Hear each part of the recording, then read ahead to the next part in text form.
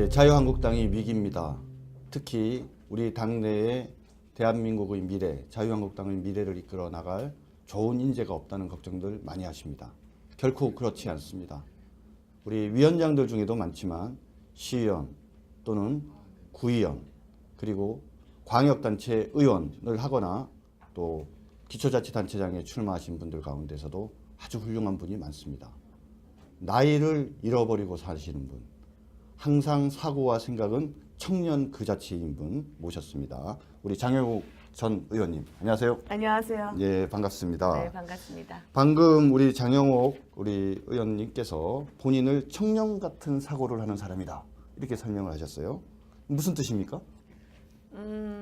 뭐 사실 이제 저는 엄마로서 그동안 살았기 때문에 아들 셋을 키우면서 늘 그 아들들을 이해하고 아들의 마음으로 세상을 보고 아들이 살아가야 할 그 세상을 어떻게 만들어야 하는지에 대해서 아마 그걸 항상 함께했기 때문인 것 같습니다. 네. 아, 그러시구나.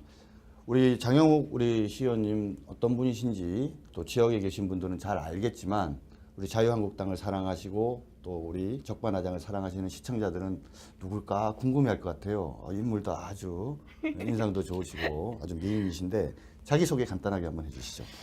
사실 뭐 제 소개할 게 별게 없는데요. 전 아주 기본적인 걸 열심히 잘하고 또 아주 평범한 사람인데요.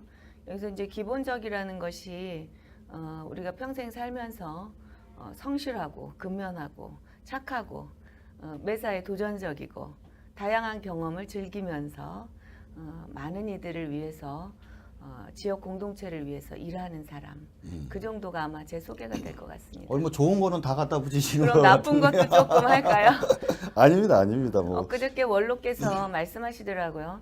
장 의원 지독하다는 거 알아? 장 의원이 참 지독한 사람이야. 네. 그렇게 말씀하시더라고요. 네. 그래서 제가 좀 지독하게 주변 사람들을 사랑하고 있구나. 네. 그거 느끼고 있습니다. 그 사랑하는 사람이 앞으로 저도 꼭 좀 넣어주시기 바랍니다. 그리하겠습니다.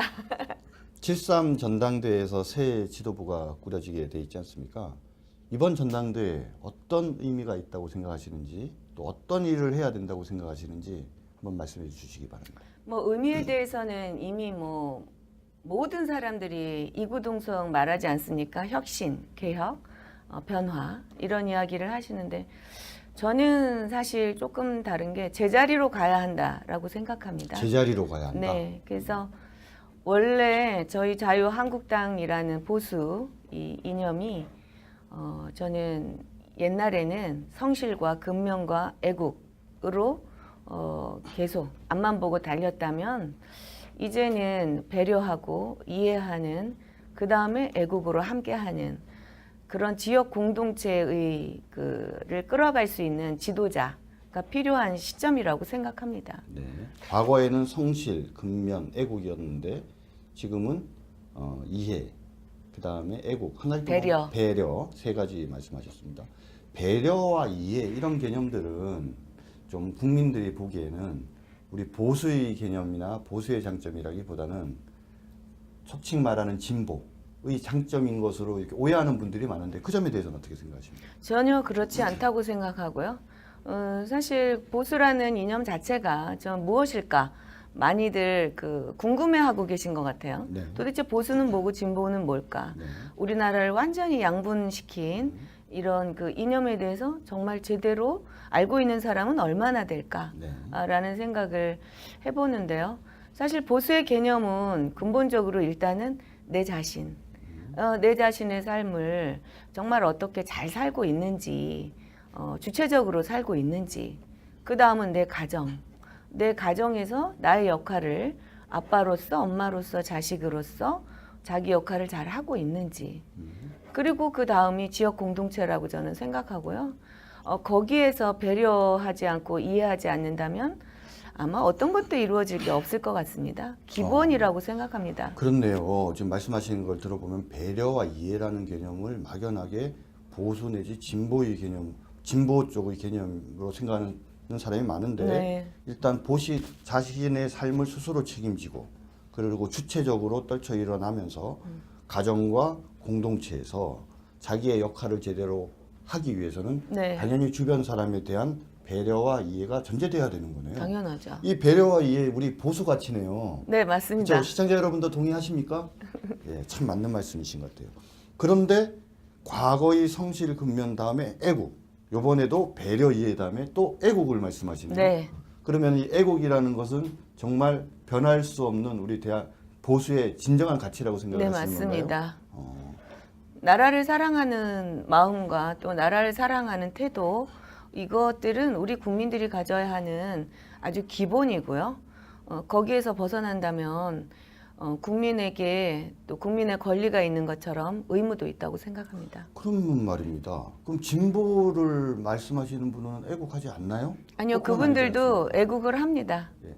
그러면 진보가 말하는 애국과 혹시 우리 보수가 말하는 애국이 뭐 좀 차이가 있는 건가요? 어떤 건가요? 글쎄 뭐 그것을 차이다라고까지 하기는 좀 어려울 것 같고요. 제가 무슨 뭐 그 교수도 아니기 때문에 저는 정치를 하는 실천주의자고 네.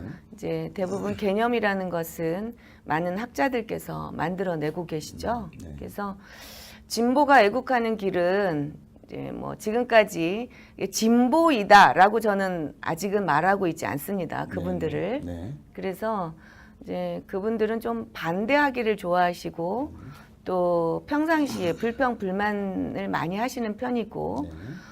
꼬투리 잡기도 잘하시고 꼬투리. 제가 경험한 그분들이 그랬기 때문에 저는 거기에서 그 애국이 싹트기가 쉽지가 않구나라는 자기의 삶도 제대로 주체하지 못하는 이제 그런 분들이 많으셔서 일단은 이제 그분들을 세우려면 우리도 좀 그분들과 함께 좀 나누기도 하고 키우기도 하고 네. 또 사랑도 베풀고 그러면서 이해한다라는 게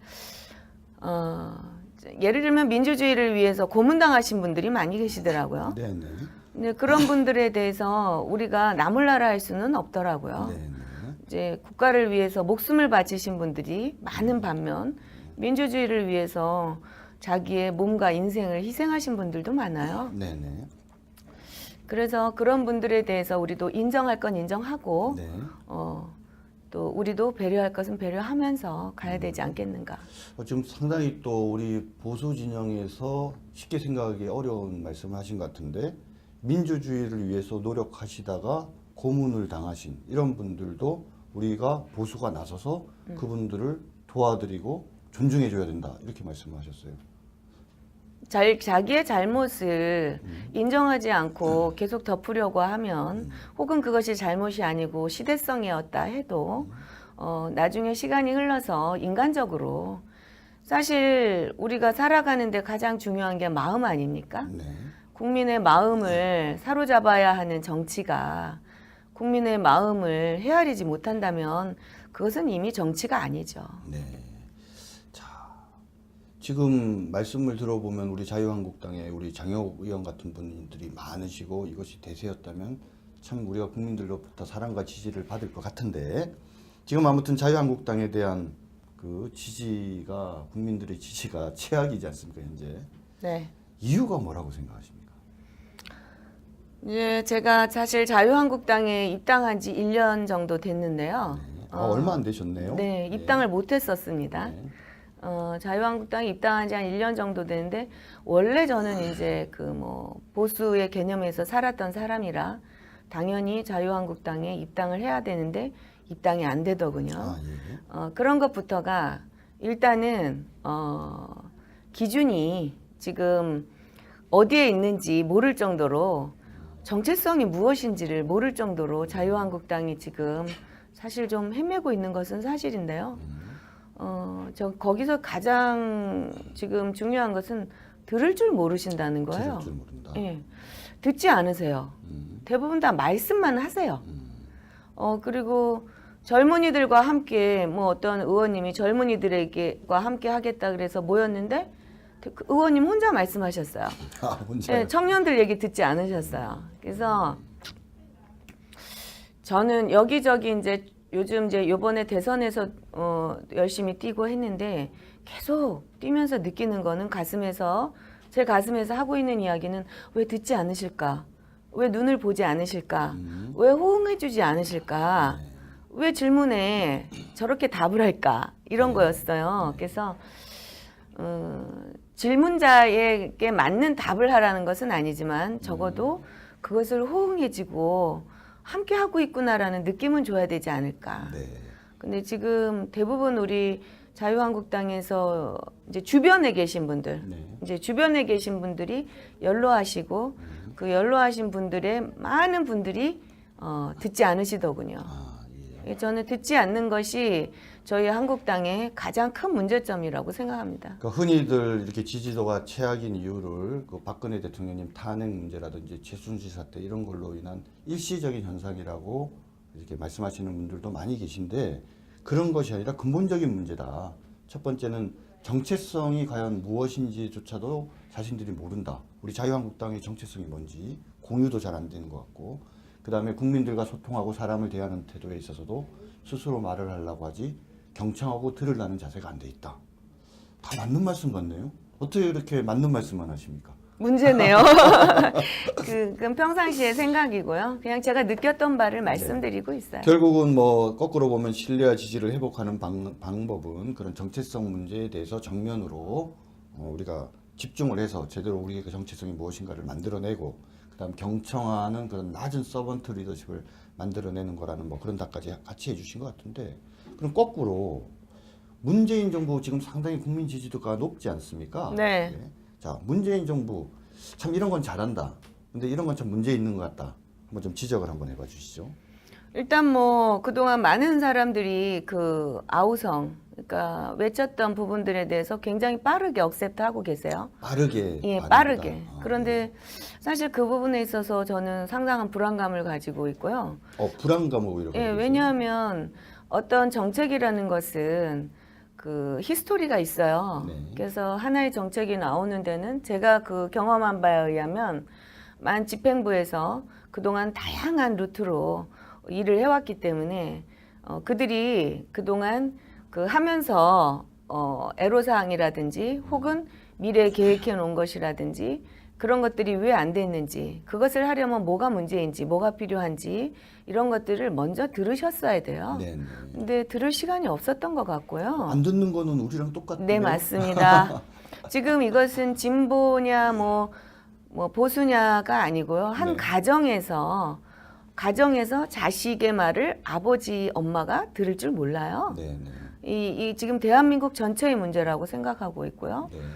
저는 그래서 빠르게 반응한 것이 장점인데 또 오히려 그게 불안하고 문제가 있다. 이렇게 말씀. 상당히 심각하죠.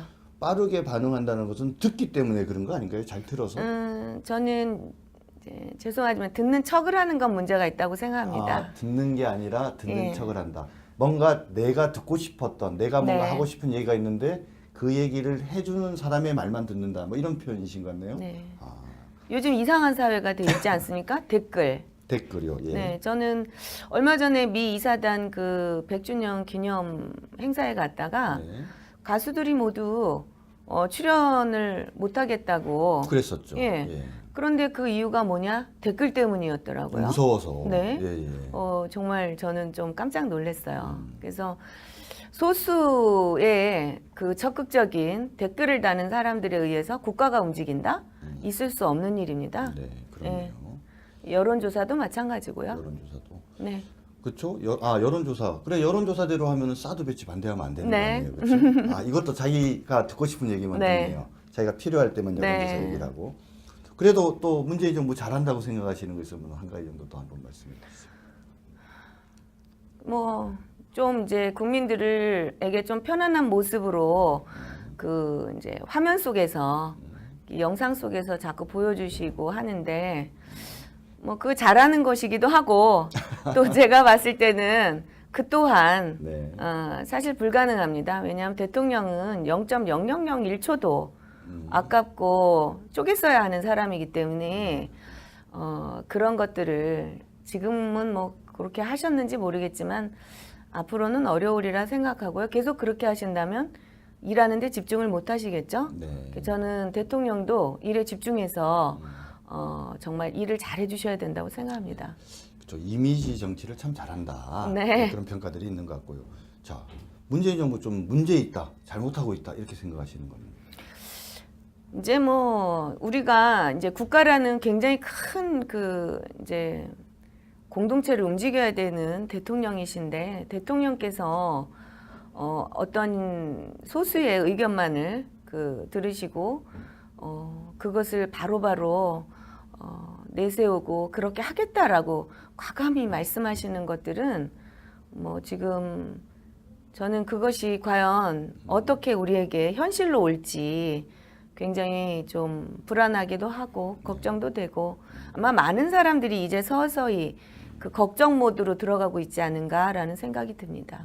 혹자는 우리 문재인 정부 또 문재인 대통령께서 국민을 바라볼 때 촛불만 국민이고 태극기는 국민이 아닌 걸로 생각하는 거 아니냐.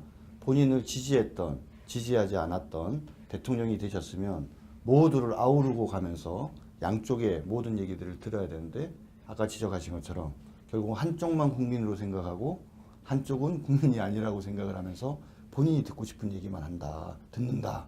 그래서 참 걱정이다. 이런 얘기도 하시는데 오늘 같은 맥락에서 그런 말씀들을 해주시는 것 같습니다. 아마 거의 모든 대통령들이 그러신 것 같은데요. 네. 아마 들을 시간도 없으시고 볼 시간도 별로 없으시고 그런 것 같습니다. 대통령이 되면 네, 네. 아마 매우 바쁘신 것 같아요. 네. 그래서 주변에 계신 분들께서 가장 중요한 것은 그 주변에 계신 분들께서 어떻게 대통령의 귀가 되어주고 입이 되어주고 눈이 되어주느냐가 중요하겠죠. 아, 대통령 한 사람만 잘하는 게 중요한 게 아니라 그 네. 가까이 있는 사람이 한 네. 마음으로 본인들이 국민의 눈과 귀가 되는 게 중요하다. 네. 예, 정말 맞는 말씀 같습니다. 마지막 질문 하나 드릴게요. 과거에 이제 시의원도 하셨고 지난번에 광주시장 출마도 이제 하셨던 것 같은데 나름대로 이제 풀뿌리 민주주의 영역에서 많은 경험들을 하시고 생각도 많으신 것 같습니다. 우리 풀뿌리 민주주의를 발전시키기 위해서 어떤 일들이 돼야 되는지 혹시 제도적으로 뭐 개선할 부분이 있다든지 이런 부분이 있으면 한번 이야기를 한번 해주시죠. 사실 민주주의의 그 굉장히 장점과 단점이 있는데 제가 경험한 민주주의는 이제 다수에 의해서 일단 이제 민주주의는 가고 있고요. 소수의 의견을 존중해야 한다지만 사실 만만하지 않은 일이에요. 네, 제도적이라면 저는 일단 선거법이 바뀌어야 된다고 생각하고요. 어떻게 바뀌어야 된다고 생각하십니까? 현재의 선거법은 기득 정치인들이 주로 여론조사나 뭐 많은 주민들을 만날 수 있는 기회도 있고 자기 정책이나 그 가치관을 좀 설파할 수 있는 기회가 있는데 신인 정치인들은 굉장히 어려운 상황이죠. 네. 자신의 말을 할지 몰라도 뭐 의원도 되고 단체장도 되고 뭐 자신이 어떤 생각 없어도 다 가능합니다. 다른 사람이 하면 됩니다. 예, 그래서 정말 그 정치인이 말을 하고 그 정치인의 생각을 말할 수 있는 기회를 주고 그런 선거법이 그렇게 되어 있지 않습니다. 네. 그래서 그런 선거법을 바꿔주셔야 되고 뭐 아시다시피 두 번째로 중요한 게 공천이라는 거 아닙니까? 네. 지역에서 당협위원장들에게 공천권이 주어져 있고 뭐 그들에게 막강한 권력이 있습니다. 뭐 이 땅조차도 그분들이 모두 결정합니다. 법으로는 그렇지 않지만 현실은 그렇더군요. 그래서 자기의 정적을 쳐내는 그런 그 정치의 기본 속성 이것을 조금이라도 제재하려면 정말 공천에 대해서 좀 더 투명해지고 객관적인 평가를 할 수 있는 그런 시스템이 도입되어야만 네. 가능하다고 생각합니다. 예, 지금 선거법에 있어서 신인 정치인들에게 어떤 기회의 평등 문제, 그 다음에 공천 과정이나 이런 것에서 현실적으로 지역 당협위원장이 절대적 영향력을 행사하면서 결국은 본인의 입맛에 맞지 않는 사람한테는 기회를 주지 않고 말씀에 따르면은 지금 입당조차도 하기 어려운 뭐 그런 상황이라고 하는데 아무튼 뭐 이거는 뭐 나중에 좀 사실관계를 따져봐야 되겠지만 이런 부분들은 좀 고쳐질 필요가 있을 것 같습니다. 네. 마지막으로 우리 이제 시청자 여러분들께 우리 적반하장 시청자 여러분들께 사실 처음 인사하시는 건데 마지막으로 혹시 하시고 싶은 말씀 있으면 하시는 걸로 마무리하시죠. 뭐 제가 부족한 게 많은 제가 시청자 여러분들 뵙고 주저리 말씀드렸는데요. 저는 우리 자유한국당이 지금이라도 정말 그동안의 그 가슴 절절한 역사를 가지고 산업화와 우리 국가를 이만큼 발전시킨 만큼 좀 더 사랑해 주시고 또 이제는 우리가 제자리로 돌아가서 진정으로 국민을 위하는 마음으로 또 국민들의 말씀을 잘 듣는 그런 정당으로 거듭나서 여러분들의 가슴을 울리는 정치를 할 수 있도록 저도 옆에서 최선을 다하겠습니다. 감사합니다. 네, 오늘 장영옥 전시위원 나오셨습니다. 배려와 이해가 바로 진보의 가치가 아니라 우리 보수의 가치다라고 말씀하시고, 지금 현재 우리 자유한국당이 처한, 우파가 처한 문제는 근본적으로 우리 자체의 문제이다. 특히 잘 들을 줄 모른다, 소통할 줄 모른다라는 점 지적해 주신 것 같습니다. 제자리로 돌아가야 한다. 참 맞는 말 같지 않습니까? 오늘 좋은 말씀 해주신 장영옥 전시위원님께 진심으로 감사드립니다. 고맙습니다. 감사합니다. 아유, 예.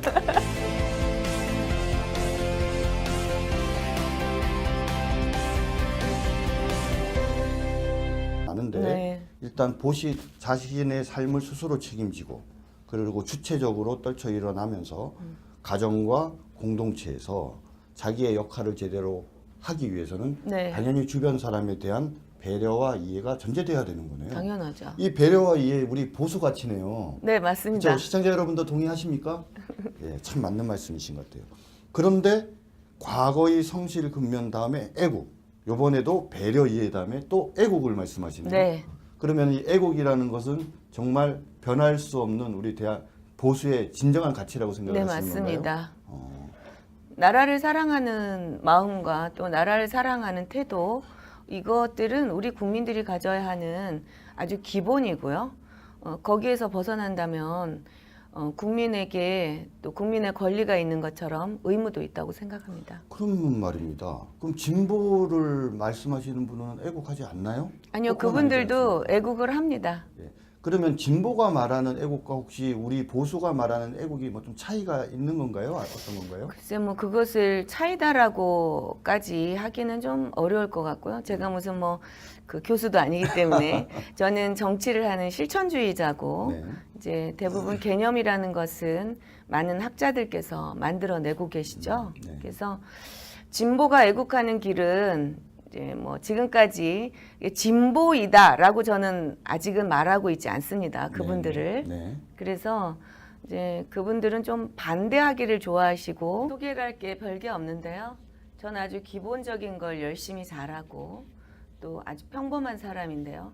여기서 이제 기본적이라는 것이 우리가 평생 살면서 성실하고 근면하고 착하고 매사에 도전적이고 다양한 경험을 즐기면서 많은 이들을 위해서 지역 공동체를 위해서 일하는 사람, 그 정도가 아마 제 소개가 될 것 같습니다. 뭐 좋은 거는 다 갖다 붙이시는 그럼 것 나쁜 같은데요. 것도 조금 할까요? 아닙니다. 뭐. 엊그저께 원로께서 말씀하시더라고요. 장 의원 지독하다는 거 알아? 장 의원이 참 지독한 사람이야. 네. 그렇게 말씀하시더라고요. 네. 그래서 제가 좀 지독하게 주변 사람들을 사랑하고 있구나. 네. 그거 느끼고 있습니다. 그 사랑하는 사람이 앞으로 저도 꼭 좀 넣어주시기 바랍니다. 그리하겠습니다. 7.3 전당대회에서 새 지도부가 꾸려지게 돼 있지 않습니까?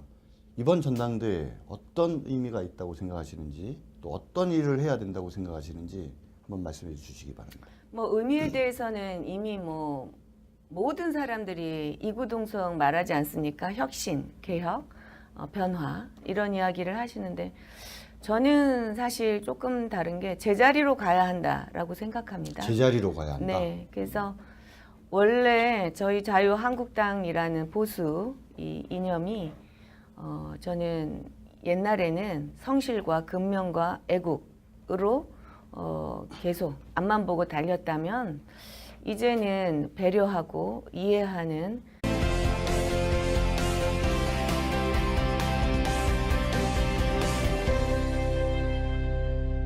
예, 자유한국당이 위기입니다.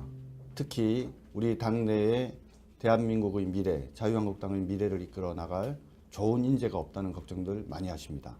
결코 그렇지 않습니다.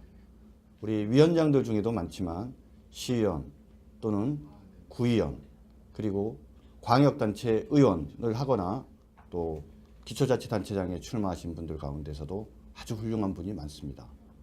나이를 잃어버리고 사시는 분, 항상 사고와 생각은 청년 그 자체인 분 모셨습니다. 우리 장영욱 전 의원님, 안녕하세요. 안녕하세요. 예, 반갑습니다. 네, 반갑습니다. 방금 우리 장영욱 우리 의원님께서 본인을 청년 같은 사고를 하는 사람이다 이렇게 설명을 하셨어요.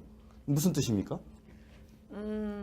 뭐 사실 이제 저는 엄마로서 그동안 살았기 때문에 아들 셋을 키우면서 늘 그 아들들을 이해하고 아들의 마음으로 세상을 보고 아들이 살아가야 할 그 세상을 어떻게 만들어야 하는지에 대해서 아마 그걸 항상 함께했기 때문인 것 같습니다. 네. 아, 그러시구나.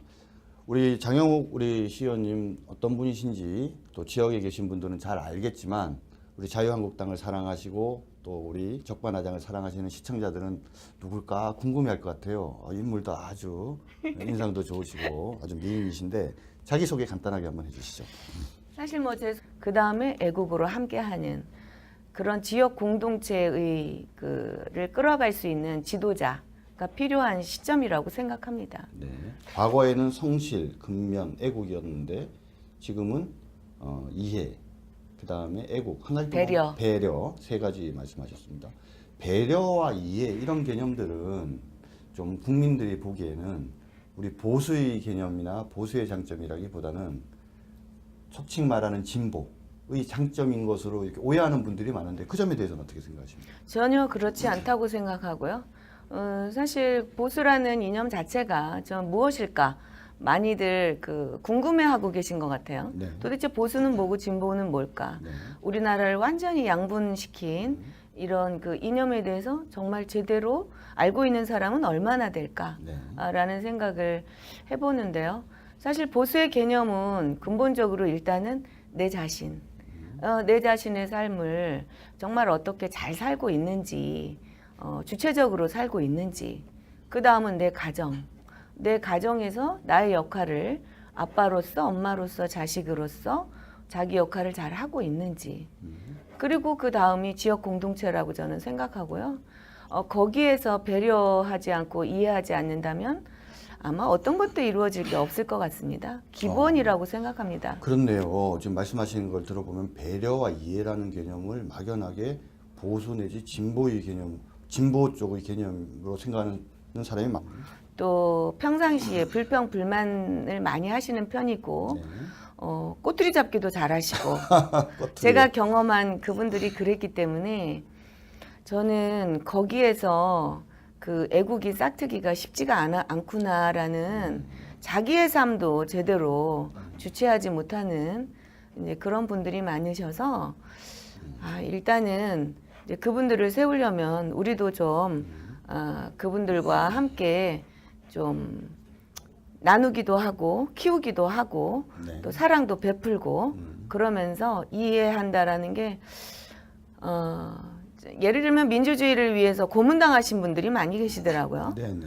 근데 그런 분들에 대해서 우리가 나몰라라 할 수는 없더라고요. 네네. 이제 국가를 위해서 목숨을 바치신 분들이 많은 반면 민주주의를 위해서 자기의 몸과 인생을 희생하신 분들도 많아요. 네네. 그래서 그런 분들에 대해서 우리도 인정할 건 인정하고 네. 또 우리도 배려할 것은 배려하면서 가야 되지 않겠는가. 지금 상당히 또 우리 보수 진영에서 쉽게 생각하기 어려운 말씀을 하신 것 같은데 민주주의를 위해서 노력하시다가 고문을 당하신 이런 분들도 우리가 보수가 나서서 그분들을 도와드리고 존중해줘야 된다 이렇게 말씀하셨어요. 자기의 잘못을 인정하지 않고 계속 덮으려고 하면 혹은 그것이 잘못이 아니고 시대성이었다 해도